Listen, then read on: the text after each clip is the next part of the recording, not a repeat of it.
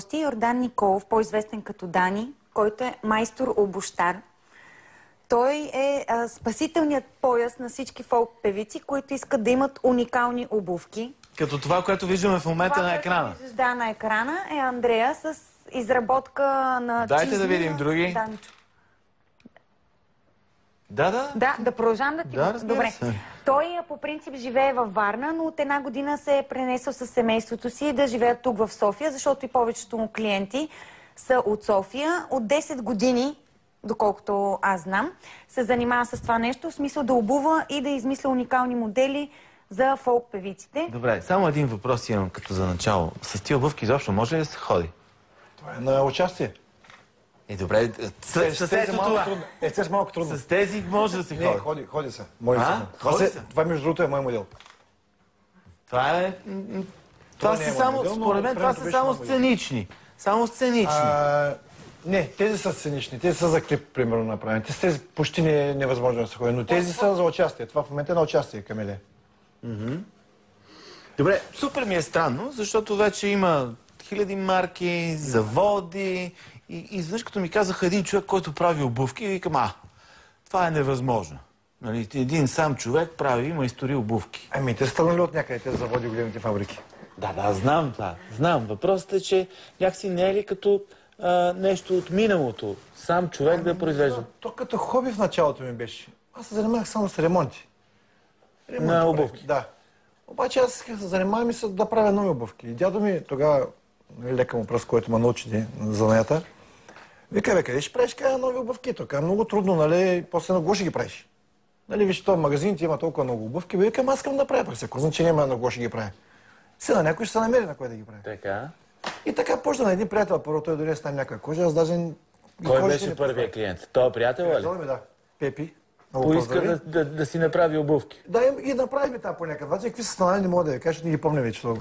Ма това е не преди 10 години, това е преди 18 години, може би. Бутуши от змийска кожа, нещо? Някаква кожа беше, не помня. Нямам спомен вече, то много отдавна беше. И така почнах малко, на мене, на приятели и така.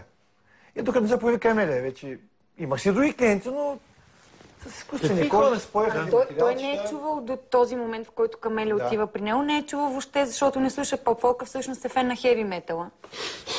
Но е обущарят на фолк изпълнителите за България. Така, добре. И какви хора си поръчат обувки? Това ми е интересно. Ами, аз имам много различни хора, които си поръчат обувки. Защото това, разбираш, направо на мен ми звучи като някаква приказка това. Ти ми изглеждаш като приказен герой. Такъв някакъв дошъл от... То малко в България е така, да ви кажа. Да, дошъл като някакъв от приказките. До някъде се е така, защото в България е малко по-сложно за тези неща, защото сега са пазара не заедат, да. Молове... От 3 лева до 3000 лева до 10 000 има обувки, да, всеки. Да, но цялото семейство се препитава. Самите хора държат по някакъв начин на себе си, не знам, аз не мога да ви го обясня. Имам се клиенти, които... Имам тук една клиентка от София, която ми е клиентка, може би, още от преди Камелия, значи от преди 12-13 години. И тя си ми е клиентка, тя си върши Варна да си ги поръчва. Тя иска да се направи при мен. И не само тя, много други. Имат си там някакви идейки, рисуват си нещо, да при мен, защото това е една рисунката. Всеки може да нарисува нещо, ама трябва някой да може да го направи това, което е нарисувано. Това е номера. И те си идват и аз им казвам, това може, това не може, нали, доизмислим си ги там разните модели. То всичко на майтап си почва. Всяко нещо тръгва на майтап. Тръгва на майтап, но ти си изхранваш от това.